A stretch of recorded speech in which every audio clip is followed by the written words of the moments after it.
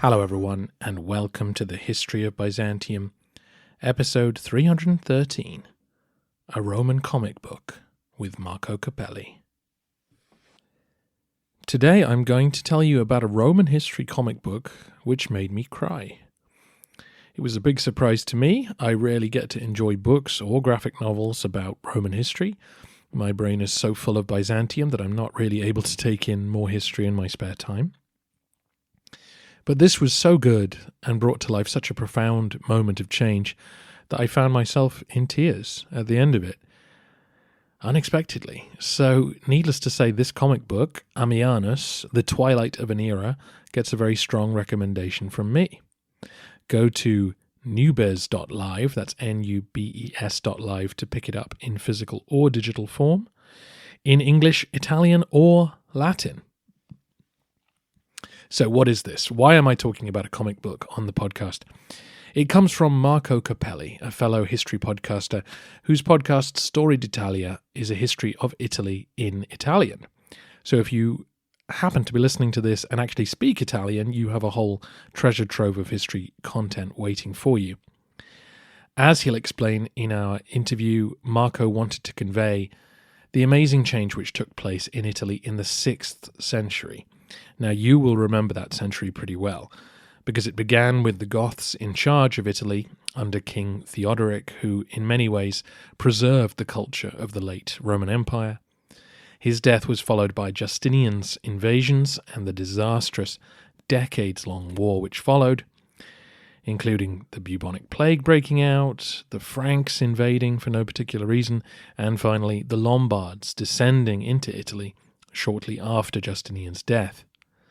An incredibly bleak time for those who had to live through it, and a profound change, essentially from one world to another. Marco summed this all up on his podcast, as you can imagine, but felt that words couldn't quite do justice to the change which people lived through. And so, Ammianus, The Twilight of an Era, was born. It's not quite the graphic novel you might expect. It doesn't focus on the wars or Belisarius on the walls of Rome, as most comic books might. It focuses instead on one family and one villa as it goes through all these incredible changes. I will let Marco tell you the rest of the story. Marco Cappelli, welcome back to the History of Byzantium. It's such a pleasure. As you know, I'm a fan, so it's always an honor to be here. Well, as I was talking in our introduction, the last time we spoke to you was 3 years ago, and technically I was a guest on your show, but I put it out on the History of Byzantium feed. But for people who may have forgotten, can you remind the listeners who you are and about your podcast? Yeah, of course, not everyone can listen to my podcast because it's in Italian. It's called Storia D'Italia. It's very similar in format to yours, in the sense that I start in a certain point, which is the Battle of the Milvian Bridge, and I always go forward.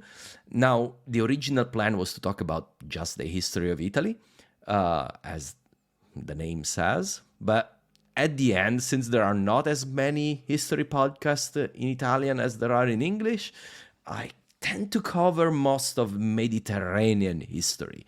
So the Byzantine Empire, or Roman Empire as it should be universally called, is featuring very prominently. Actually, usually is the part that my listeners like the most. But I also have, for example, the Franks or the Visigoths or the Arabs for what it matters. Anything that really I can realistically squeeze in connected to the history of Italy. So I also put a bit of England when Gregory the Great sent a mission to evangelize the Britons, so something like that. So anyway, that and I have about 170 episodes under my belly, and I'm currently in the 8th century. So Lombards and Romans splitting Italy. And just for those who may not be able to listen but are curious, how do you cover Italy in the 8th century, given that the land is divided between several different states? Well, it's a problem that will only get worse. it's, in reality, it takes effort to make a coherent narrative. I try to make it a bit, and I know you are a TV critic, a bit like, a TV series, like Game of Thrones, where you have multiple characters and you touch at the right moment each character, but not randomly, so that it forms a coherent narrative. So I'll jump to Constantinople because, Leo III is leading the siege against the Arabs, but then that has an effect in Italy because, somebody rebels in Sicily against Leo III because they think that the Roman Empire is about to collapse, and then the Lombard king attacks Ravenna because, of course, the Roman Empire is too busy, and then the Pope intervenes in order to block Liutprand, the Lombard king. So it's all trying to weave in the narrative. It's not easy, I will say, but I hope it's doable. Yeah, well, that is one of the things I've taken for granted, is just having one point of view, and it makes life easy. And when you have to tackle a period like that, I can imagine it's a lot more work. So I hope some of my listeners can enjoy your approach and report back to me on how much they enjoy it. I should just mention in passing, in case anyone is interested, you've just been to Turkey on a tour. So it did. This is an option for any Italian-speaking listeners to the history of Byzantium. Yeah, it was fantastic. I shamefully got, let's say, it's called inspired by the tour of Byzantium, and I thought, yeah, this is something I need to do. So actually with the same tour guide organization, and it was absolutely fantastic. Everybody loved it, as you say they do in your tour. I hope we lived up to the to the example you set. But yeah, visiting together, I'll say visiting together Istanbul and Cappadocia, that's where we went, with people that share a passion, is definitely a different experience. It's different from, you're visiting places with your family and friends, and it's different from visiting places with a group of random people that may or may not be interested in that. Instead, having this shared passion really united all these people from different age, different locations, even different countries, in a way that was truly amazing. Yeah, fantastic. If you have the opportunity to go on a history tour, I definitely recommend it, even if it's not one of ours. But do go in the one of Byzantium, because it's fun. It's surely fantastic. Absolutely, yeah. I would love to do it. Brilliant. Well, I'm glad to hear Storia D'Italia is doing well, and that the tour was a success. But today we are here to talk about something different, which is your first graphic novel, your first comic book, called Ammianus, The Twilight of an Era. And listeners may remember I put out a call saying that the Kickstarter was going on a month or so ago, and the Kickstarter succeeded. It has been funded, it has been created, and so we're here to talk to Marco about that. So let's start with inspiration, because this is sort of multi-layered inspiration for this. So let's just talk, before it becomes a comic book, where does the idea for the story come from? So the idea for the story, it was really like a flash. So I had a problem that the 6th century for Italian history is, this is set, of course, in the 6th century, is an incredibly important passage, rite of passage. It's it is the border for Italy. I believe that for each region of the Mediterranean, the border between antiquity and the Middle Ages is different. Syria probably is the 7th century, but for Italy, it's definitely the 6th century. And we have this word of late antiquity which endures under the Goths, and then it's 50 years later, in the lifespan of a person, we are in a different world. It's hard to stress how much different it is, and you can see it in archaeology, And I had explained that in words, of course, as we do as essays on, talking on the podcast. But I felt I needed something like a story that will gel it, that would explain this, and also from the point of view that I care the most, which is the point of view of the, I would say, of the poor, of the normal people, of the folks living in the countryside, where that don't make history usually, but are subject to it. So that was really like a problem I felt, because I was telling this incredible story of the Gothic Wars, which of course you covered. I went even more details because it was Italy.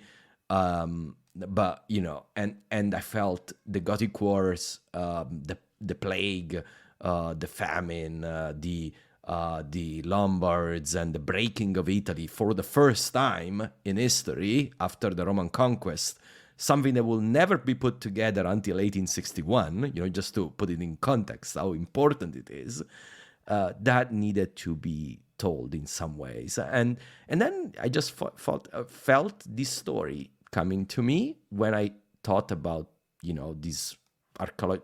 I may go a little bit in a tangent here later by explaining these archaeological finds that I remembered I studied. No, do. Go into that now, because that'll be key for people to understand. Because you were kind enough off air to mention a similar thing for me, which was the fictional story I did describing the border conflicts between the Arabs and the Byzantines. And similarly, for me that episode was fantastic, and it was like immediate when you told that story, fictional story, but rooted in reality. I said, okay, I get it. I now understood, and forever understood, what it meant to live in the borderlands in the 7th, 8th century. So sorry if I interrupted you. No, so it was very generous for you to say that. And so obviously, like you, I'm trying to explain. People are asking me, what's the Roman army doing? What formations are they using? And I was like, oh no, it's not. They're not fighting battles anymore. They're fighting guerrilla campaigns. How do I explain this? And I ended up explaining it in a novel way. But I couldn't have done that if Nicephorus Phocas hadn't commissioned a text where he described the army tactics, like day by day by day, because otherwise we wouldn't know. And so the question for you is, you do something similar. You're trying to explain this vast change that happens over the course of 1 century. And so what is it that you have to hang it on? What's the inspiration there? Well, it's mostly in reality archaeology. Of course, there's also sources, but the best thing I could find was archaeology. And so, well, the first inspiration just to have the spark to make the story was that I studied about this finding, which I felt was extremely moving, that they found in this small village in northern West Italy, like a cache that had been hidden, as it often happens, clearly during the Gothic Wars, because there were all the hallmarks of the period, like the coins of the period and so on. And in this cache, in this hidden place, you had some jewels and precious things, clearly from an important Roman family, but more interestingly, jewels from a noble woman from the Goths, and even a wedding ring. And it's really moving because it's a wedding ring that the two of us could wear today, with the names of the newlyweds minted on it, and it says Stephanus and Valatrud. Stephanus, of course, being a Roman name, and Valatrud a Gothic name. And I remembered so clearly that when I was young, they were telling me how the Goths and the Romans, they never married, and then I said, hey, what are you saying? There's a proof here, actual proof at high level, because we're talking about here probably senatorial class level from the Roman side, and probably a very important Gothic woman with, nice jewelry. But then, besides that, I realized that when I was thinking about that, they found it. So, they would have retrieved it if they were alive. So if they found it, both are dead, or something happened to them, or something happened to the place where they lived, something serious. So then I started thinking about a story that will go around this. And also archaeological, so not only this, but another important archaeological fact is that basically all Italian villas, so what is a villa? A villa is basically a farm, Roman farm, usually very large estates. They could be very large, a bit smaller, but they're sizable estates almost always. And these Roman villas are really the backbone of Roman agriculture in Italy, and they all disappear in the 6th century. So not a single one, with very, very few exceptions, is active as an organized, centralized farm at the end of the 6th century. And several of them, we know that they were turned into villages. So there are actual villas that have been excavated. And what it means, a village, of course, a villa is, there's an owner, and everything, turns around the masters, and they have slaves. The majority of the people actually are not slaves. They are just farmers, but it's a very centralized, organized structure. Whereas a village is more like a community, which we associate automatically to the medieval time, And the village is more like a community which together basically acts towards the authorities but it's composed mostly of villagers. It's not an equal communist society by any means. There are clear rankings in the village too, but there is not one master. So this is the typical passage that you can see in archaeology. And again, I wanted to show that, I want to show how a villa turns into a village, because this is also the big difference between ancient countryside and really modern countryside. If we think about the modern countryside, how do we think it? We don't think it as it was in Roman times. In Roman times, really, you had a city which owned the entire countryside around. And the entire countryside was organized in villas. And often the owners of the villa sat in the council of the city. So really there was no difference between the countryside and the city. They were one thing, one the extension of the other. Whereas the modern countryside is made of several hamlet, in between. So you have the city, the provincial city, today, think about North Italy, that would be, I don't know, probably I'll say Bologna, it's sizable city of North Italy, or Venice, no, Verona, okay, Cappelli. So think about that. But now between Verona and the farm, you have a village that organized the life of the countryside around it, so that's a focus of that community, which didn't exist in Roman times. So I wanted also to show, in a way, how you go from that model to basically what is, to all intents and purposes, the modern model still today. Yeah, absolutely. It's so interesting because obviously this is a period of very dramatic wars. So from the point of view of my podcast, Belisarius's campaigns are somewhat glamorous because of the way Procopius writes them up.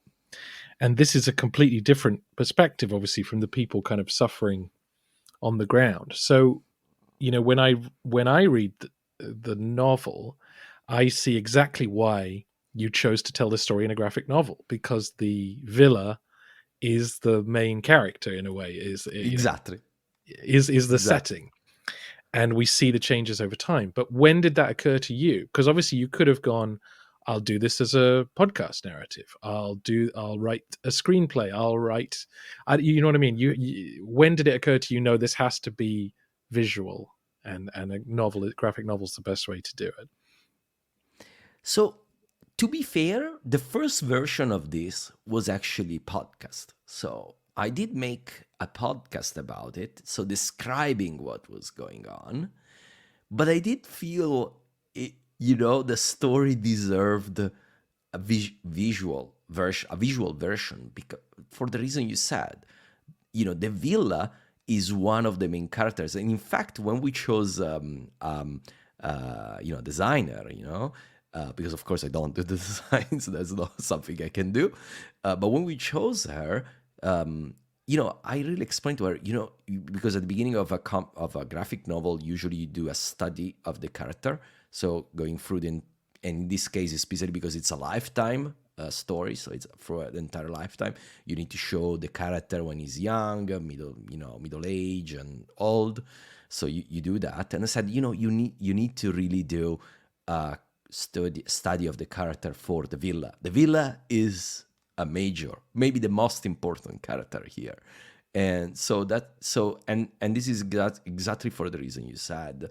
This kind of story really lends to a visual format in showing what is going on. Of course, it requires a lot of research, because believe probably, but believe me, whoever is listening, all the listeners, believe me, it's a lot of work to figure out how everything should look like, so that to be, realistic.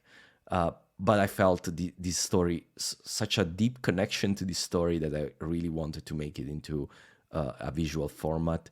And I was very lucky, because I got in contact with this, the founder of the publishing company, are listeners of the podcast, and they are fantastic people that are doing, graphic novels also in Latin, which apparently has a global market. And they do Latin, Italian, and English. Said, okay, perfect, this is exactly what I want to do. So that's how it went. But yes, it could have been any other visual format, but I think it lends really well to graphic novel. It's it less expensive to make, so you don't have too many cooks, as you will do in a TV series, for example. And it's a way of telling the story that I particularly like. I really love comic books. I do, and I think they lend particularly well to history.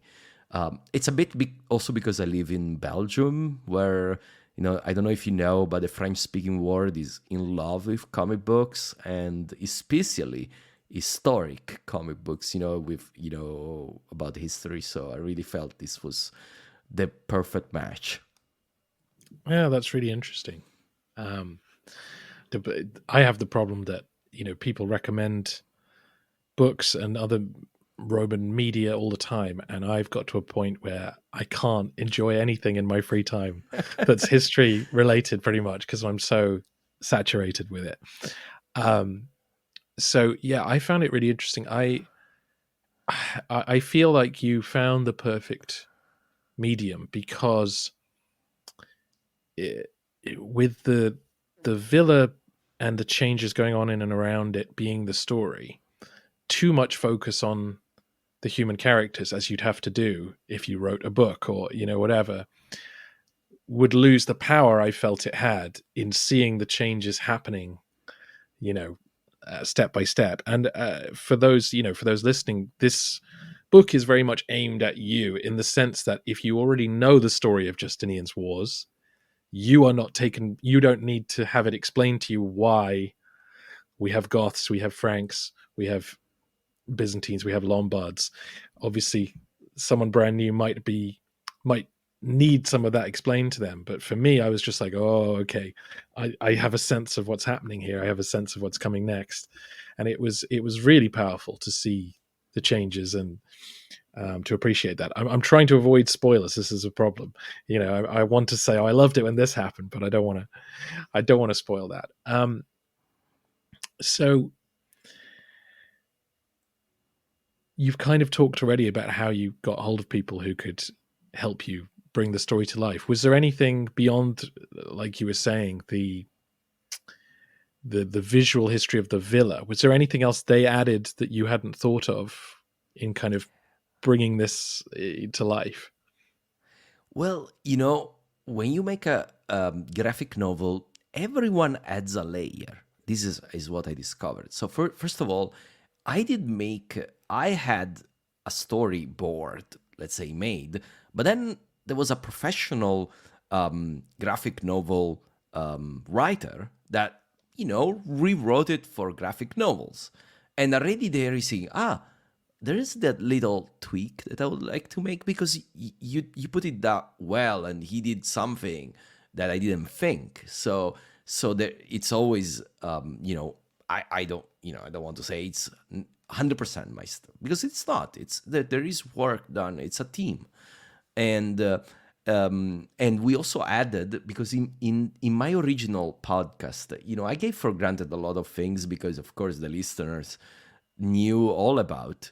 But we added a few information, so that even people that aren't, if you are really not into history, you probably won't understand it. But I hoped that you could read it even without too much history knowledge, although that helps. And at the end, we did put like an explanation of what's going on in the wider world, because we tried also to be really focused on, we added a few events of the big history with the big H, in order to understand what's going on, but not too many, and trying to woven that into the story, so it didn't have to feel unnatural. Like, okay, I'm telling you now what's going on. Somebody's writing a letter to loved one, explaining what he's doing in the capital, in Ravenna. That part is added, for example, you that you have read it, but and this is part of the creative process of writing. But then there's the creative process of bringing to life. I created an entire explanations. I had to create all references for everything, like the bed, the chariot, the villa, how does it look, the plans. I drew the plan of the villa myself, like all the places and the evolution over time. But then Martina, our designer, came in, and she started creating, and by the act of creating, she added a lot of things that I didn't think, and the light, for example, the use of the light and the colors, which really lends to the mood of each scene.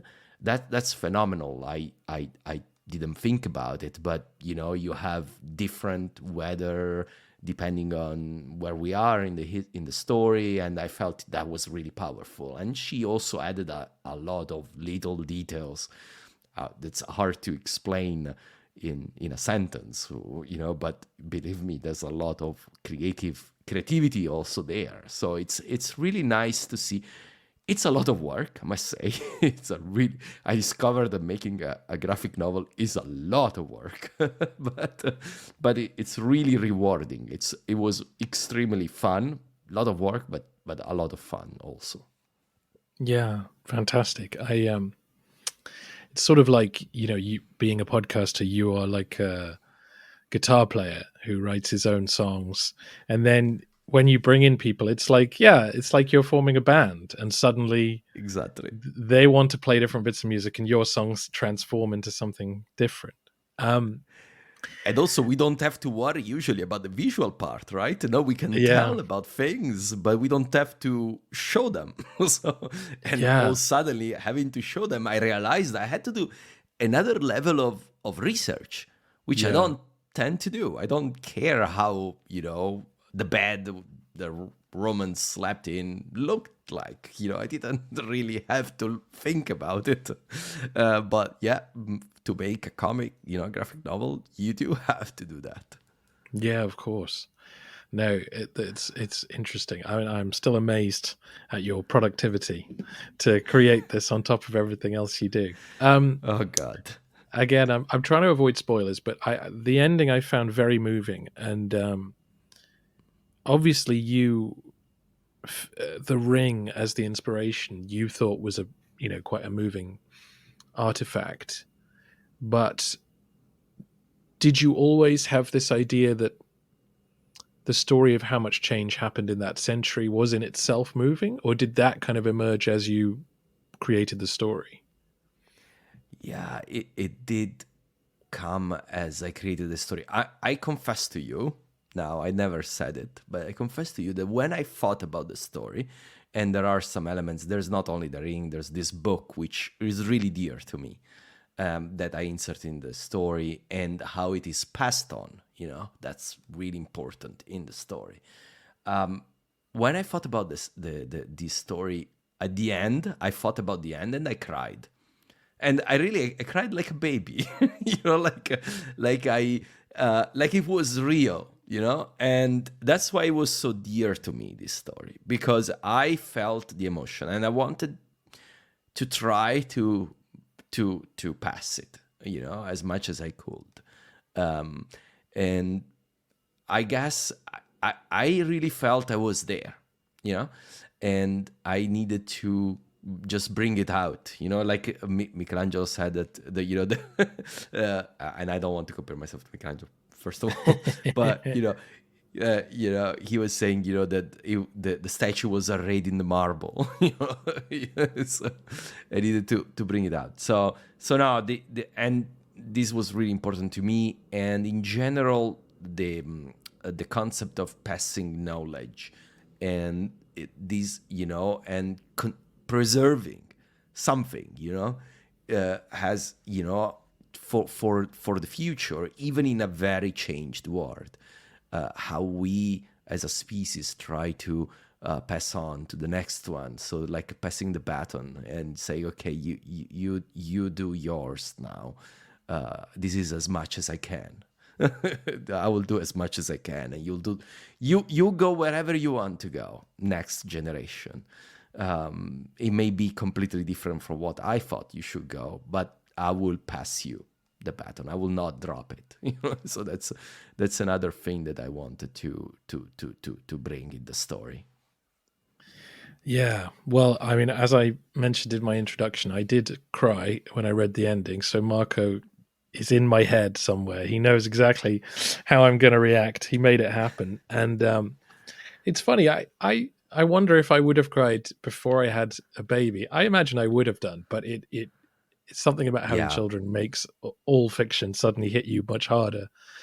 Yes, it does.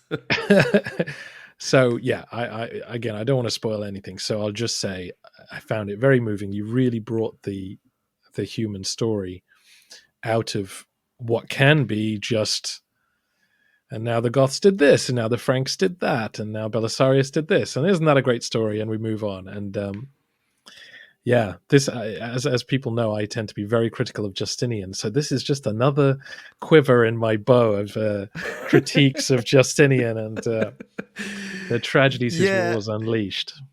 Yeah, it's a really, from the point of view of Italy, it's really terrible time. And, there is out there a parallel. I don't know what would have happened to the Gothic kingdom had not, now we're talking about the history with the big H, had not Justinian invaded Italy, which was, let's remind us, there was no geopolitical force leading into that. That was a deliberate choice. It's rare, actually, in history that you have a ruler that makes a deliberate choice, that not forced, not forced by circumstances, because it's not really forced, and that has such a profound impact on the history of everyone involved, including the people back in Constantinople, of course. But in Italy is really, really important, as I alluded to. by the fact that in a lifespan things are completely different. And of course, it's not only Justinian. Obviously, there are forces at play here that are strong. However, the more we study the early 6th century, the more it looks like a great time. So it looks like stuff is being built, the economy is doing great. I discovered one thing. I'll tell you a little bit of detail again about archaeology. In the past, Italian archaeologists, they will find a nice monument from this time, and they'll say, oh, it's the 5th century, because they assumed it couldn't be the 6th. And then later archaeologists, more recent, they come in and say, this detail, this other detail, the coin and this other thing, no, really is Theodoric time. And so there has been a huge reassessment of Theodoric kingdom in Italy. Again, also because the Italians didn't feel a connection to Theodoric, a bit like Turks don't feel a connection to the Roman past, because of course Theodoric is a Goth, is a German, from the point of view of nationalists of the 19th century. Lots of history has been written in the 19th century. So now we know that actually was pretty good. And then we have this terrible war. Like, it's hard to stress how bad it is. It's the 30 years war of Italy. I mean, if you do a detailed narrative, every single city is sacked at least once, if not multiple times. And there is at certain point, there's really almost like a trench warfare, like with the war raging on a very narrow area, back and forth and back and forth. And at the same time, because both are exhausted, invasions from the Franks, which are terrible, and also the famine. We have horrific stories from Procopius, which, again, as much as we can, are corroborated by archaeology, because we see the population, every sign of population dropping, but significantly dropping, at least 50%. When the dust is settled, some say more than 50%. And, and this is the effect, of course, of war, famine, and the plague, all combined. But you see, as the plague, when it hit Constantinople, at least it hit a city which was at peace. But imagine now transport the plague into Italy, that at the same time is having a horrific war. So, and all the apparatus of the state has been disarticulated. It's not very easy to move food around. So people are already starving. So, the bodies are weak. So I assume that the death toll, we don't have, of course, detailed narrative like Procopius for Italy and the plague, but I'm certain that the effect was even worse in Italy than it was in Constantinople, even adjusted with the fact that Constantinople had a big density of population, obviously. So all this is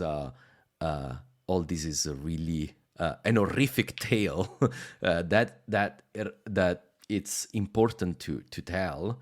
But I also didn't want to make the Romans into the evil guys. So I try to make sure that both sides do terrible things or kind things at the same time. So just to stress the fact that humans are humans, no matter where they come from. So that's also very important to me. Yeah, absolutely. No, that was one of the things I liked, that it wasn't a comic book based around violence and action. It was quite different and unexpected in that way. Just remind me, the treasure hoard that yielded the ring, was actually discovered relatively recently, right? No, in actually it's old. Okay. No, that one is old. In fact, actually, that is old.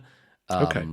And whomever wants to go see it is in Turin today. So it's collected in a museum in Turin, northwestern Italy. That one is pretty old, but a lot of the archaeology that feeds into this story instead is fairly new. because Right. this period historically was not well studied. Medieval archaeology in Italy is relatively young. It only got started in the 80s, really seriously, in the 80s.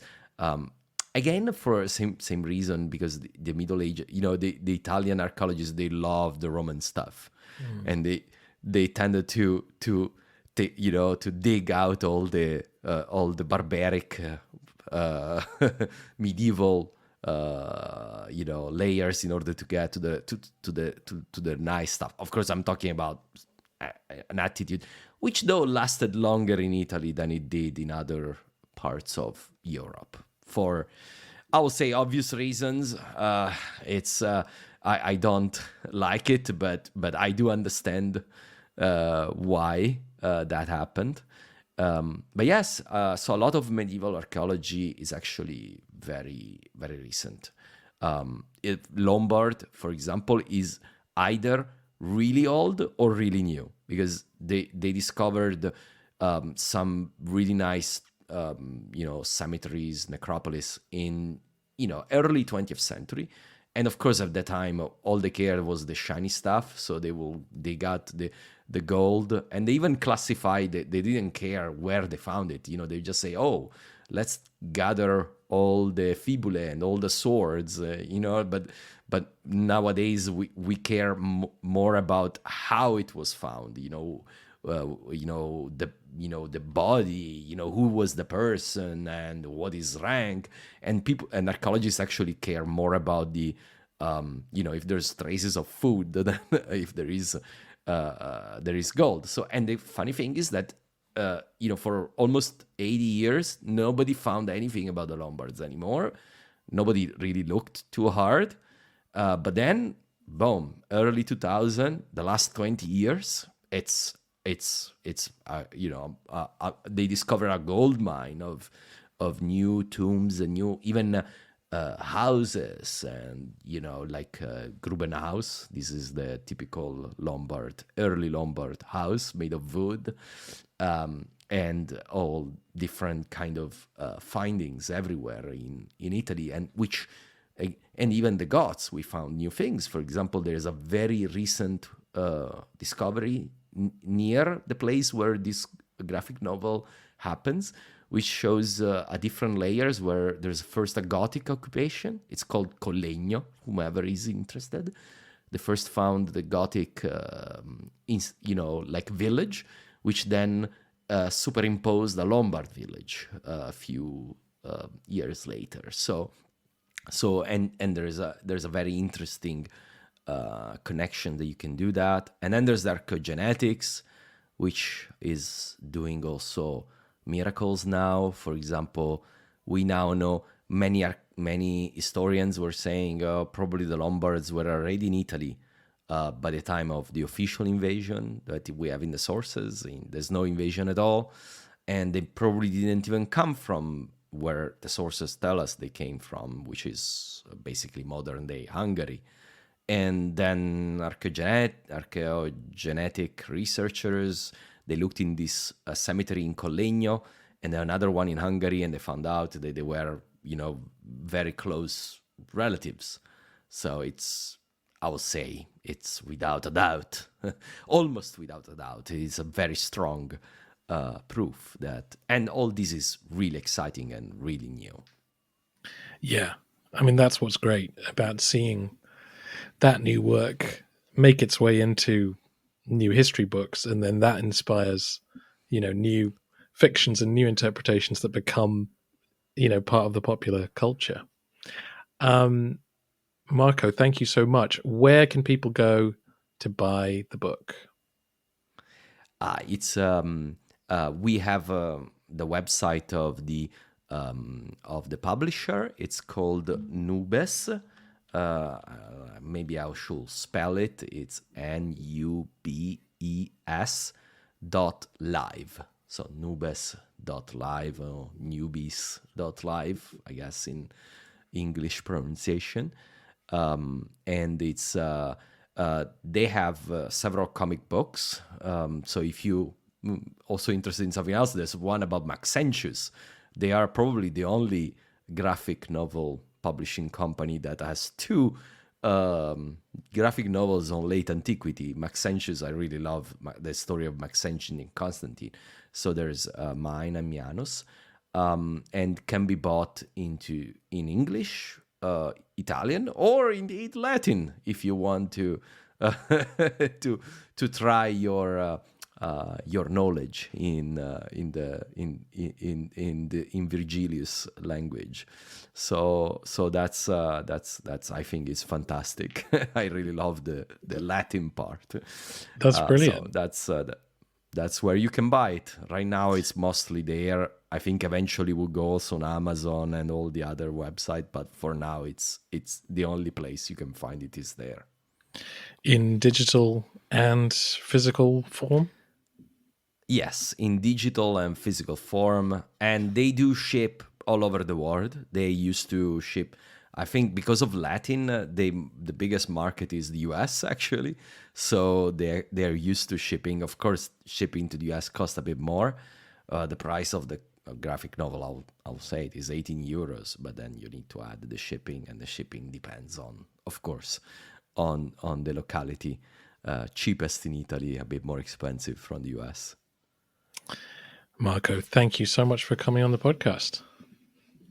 An absolute pleasure, as usual, talking to you, Robin.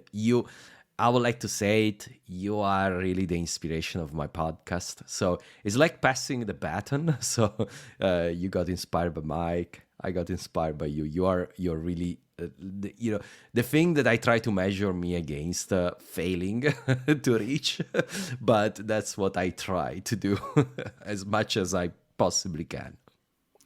Well, you have succeeded as far as I'm concerned, because I don't think I've made anyone cry, and not in a good way. Wrong. Anyway, You'll be wrong. You'll be wrong about that. Well, the Antioch. I'll say my first favorite episode is the Siege of Antioch, but all the Four Crusade up there as well. And that did make me cry. Yeah, that's less me, more the circumstances. But anyway, Marco, thank you so much. Thank you so much, Robin.